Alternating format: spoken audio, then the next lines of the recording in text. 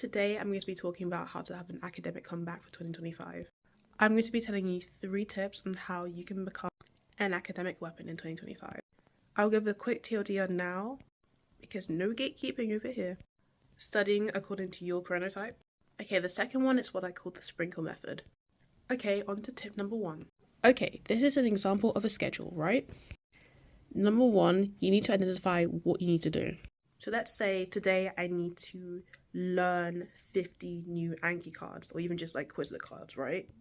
Doing them all at once will make me want a KMS. Let's be real. But if we do some math, then we can solve the issue.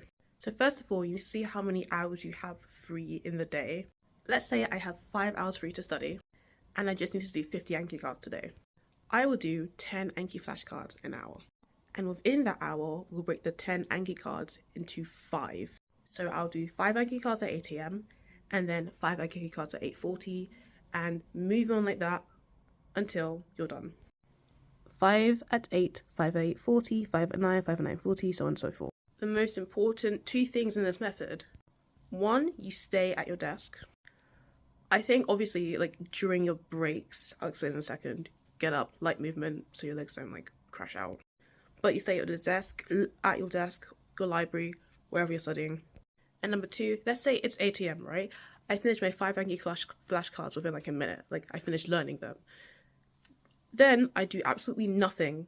I just like relax on my phone until 8:40. Then at 8:40, I do another 5 and then relax until 8 o'clock. Sorry, 9 o'clock. So yeah, you're sprinkling a bit at the start of an hour and the end of an hour. And then I'd say after a week or 2 weeks, you then increase this. So instead of doing 50 a day, you then increase it to like, I don't know, maybe 7 at the start, 7 at the end, and keep going until you reach your desired goal. Because this improves your focus, because you're gradually improving how long you do like your flashcards for or whatever. But also you get to relax and have fun. And you know, you may be like going on your phone and it's 8:40, but then you think, oh, I just have to do 5 cards. And it's not like I'll start off with 5 and then I'll do more. No, you literally just do 5 and you're done.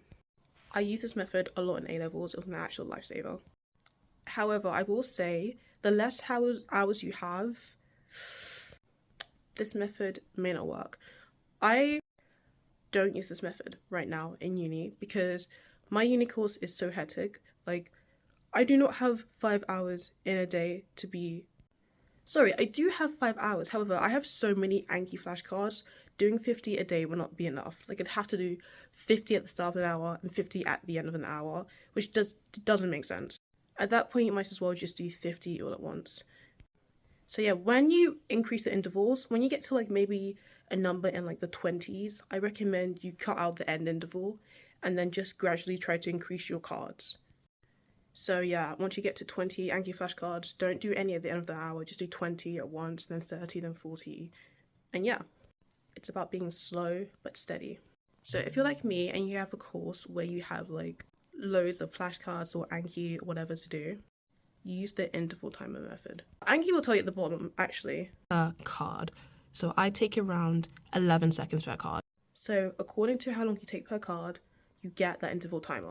If you're using another flashcard software and you don't know, just like do a few cards and then see how long it takes you to like go through each card. And then you look up a 10-second interval timer on YouTube, or 20 seconds, 30 seconds, however long it takes you to do each card.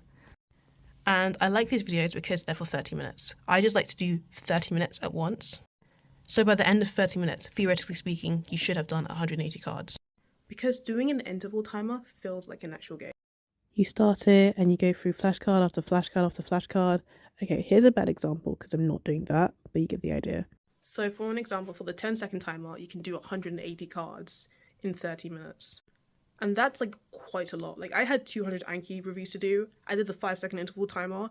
And because I actually went a bit quicker than an interval timer, because like, oh my god, next one, I finished it early. And normally 200 reviews takes me forever to do.